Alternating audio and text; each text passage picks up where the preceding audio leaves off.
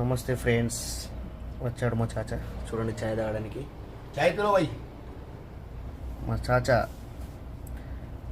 Gulf country family కొరకు 37 సంవత్సరాలు గల్ఫ్లో పనిచేస్తూ ఇప్పటికీ కూడా అతనికి 60-65 సంవత్సరాలు వచ్చిన ఫ్యామిలీ కోసం పనిచేస్తూ ఇంత యంగ్గా ఇంత యాక్టివ్గా ఉన్నాడో చూడండి.